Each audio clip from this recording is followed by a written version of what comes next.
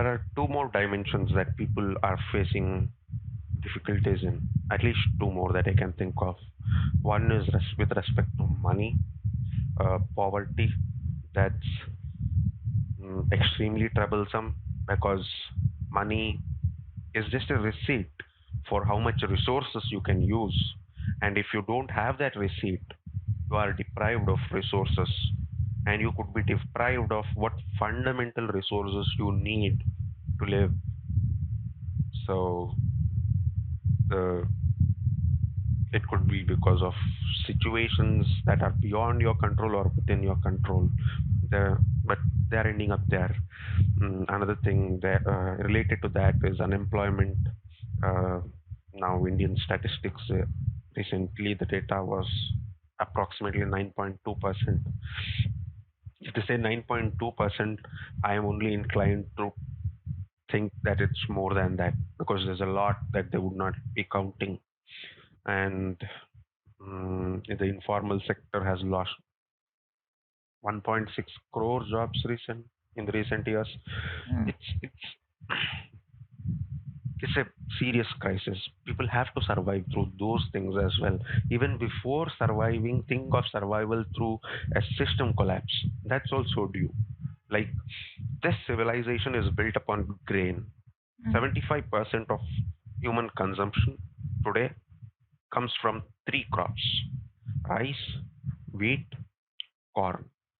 And these crops have very narrow temperature ranges and climate conditions within which they will survive. Because of the extreme heating of the planet, we are bound to shoot out of that range and we will see very large scale crop failures. How do you survive that?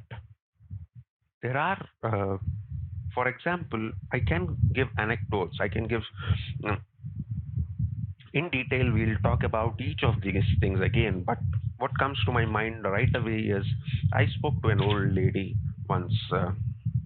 A few years ago who was telling me that there was a huge famine in the 60s and 70s when she showed me a leaf, a small shrub on the roadside, and she told me that those leaves are what they used to pluck and take it home, um, grind it, boil it, and drink. That's all they did Mm. for months, and they survived. Was that the period where the GMOs, we saw the rise of GMOs? Mm, I, because her memory was not very accurate, I can't correlate these two things. But GMOs came into the picture, got so widely adopted because India was due for a huge food shortage. Mm. Um, and when those GMOs were adopted, suddenly we had surplus. So the concept is very simple. It's a Japanese concept originally called short plants. That's the main idea behind it. Okay. Plants used to grow big.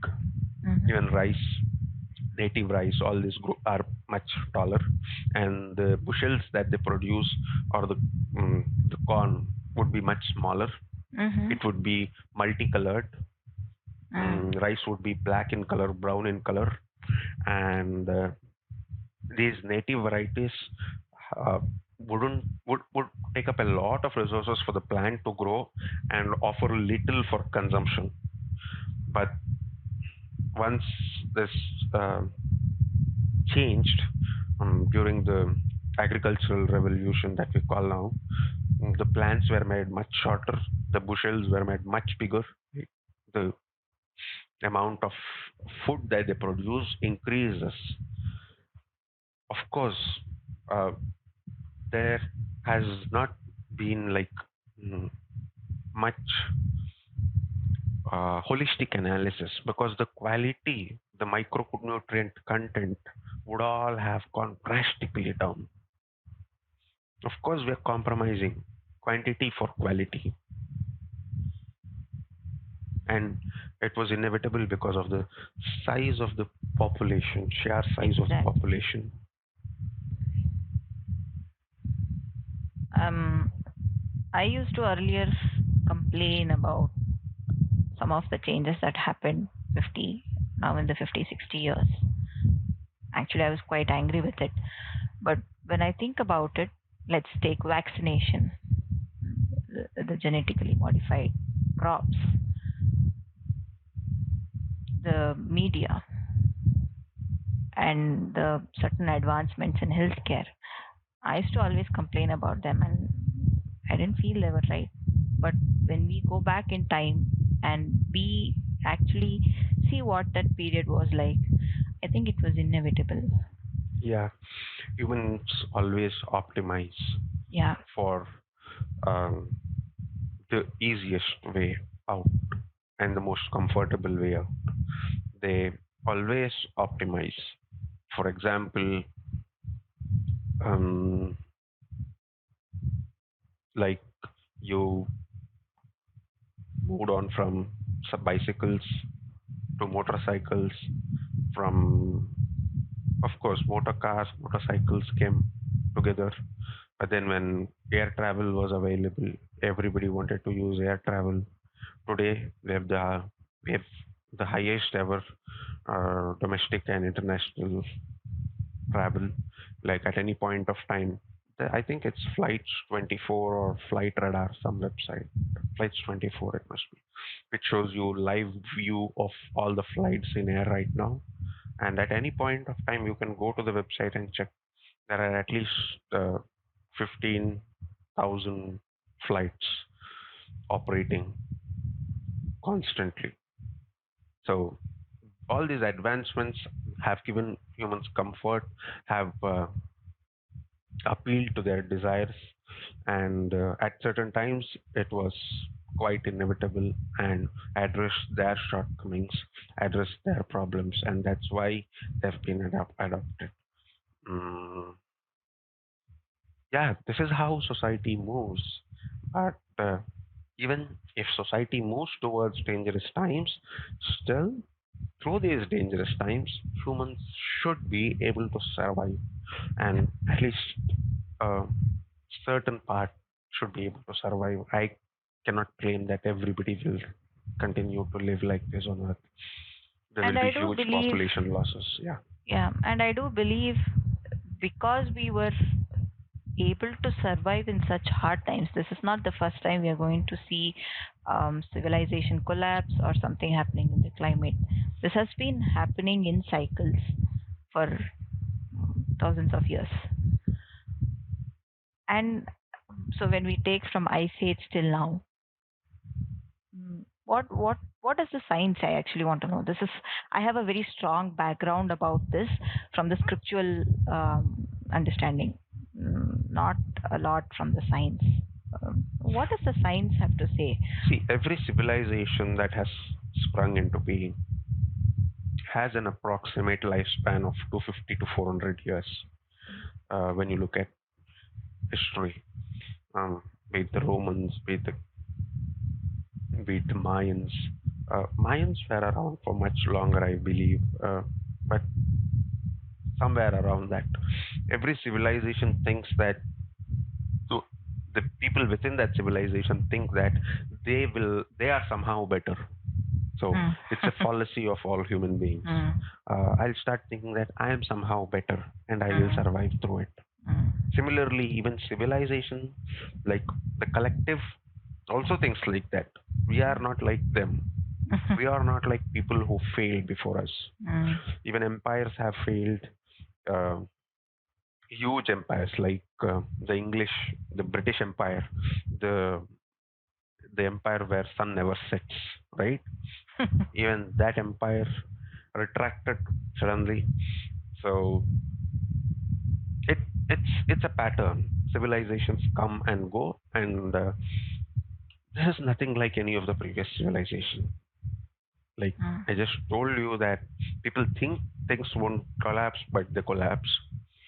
Here, the difference between all those civilizations and the current civilization. is not regarding if it will collapse or not collapse. That part, I think this will also collapse. But what it will take down with it when it collapses. For example, if you consider the civilization of the Romans that collapsed, then people had places to go to that were untouched territory. They could live the land controlled by Rome and move out to areas of earth where there was still greenery, there was forest, there was plenty of produce in the land, natural resources were not all extracted. There was ways Yeah. in which they could survive. The water was fresh. There was plenty of fish in the water, and the human being an omnivore, he had more than enough to eat. He could find ways. He could uh, he could maintain his progeny. He could reproduce and he could take it forward. Today, even reproduction wouldn't be happening like it is happening now. Like you won't see so many children being born if not for the IVF clinics, the fertility centers. Um, People are so dependent on the system for medicine. Like a doctor is completely helpless without complete support from the system.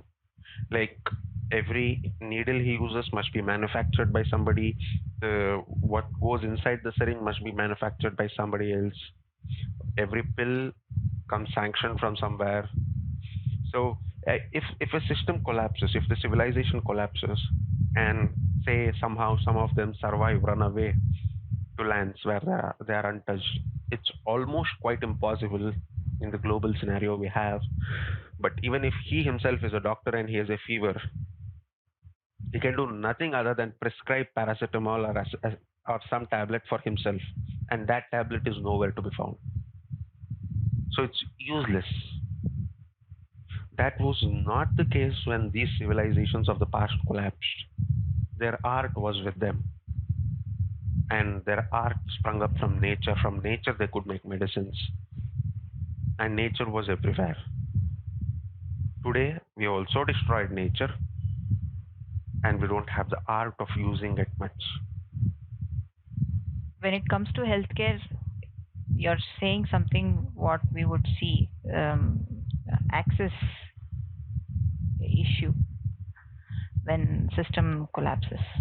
But I think even before that, we have the immediate threat we would see in terms of healthcare is the antibiotics not working. Yeah, You're already seeing that. yeah. All the idiots together banded up to start using them for cows, pigs, chicken, Oh my God! Don't even and get me animal started use. on that. And what happens with animal use? The microbes get familiar with those antibiotics, and when those microbes are already familiar and can bypass those antibiotics, such microbes, when they affect humans, uh, the antibiotic won't work. Uh, there's a lot to cover. So let's talk about each of them in detail. And when we see new threats, and if we find, hopefully, we find ways in which people can survive through those threats, let's help as many people as possible. And let us have the, my mindset is at least like um, somebody somewhere, even once, if it helps, it was worth it. But Absolutely. And I'm not a pessimist, I'm a realist. I think we have a lot more than what we talked about in this episode. Maybe we can cover more, and like you mentioned, we can go over each of them and just share what we know.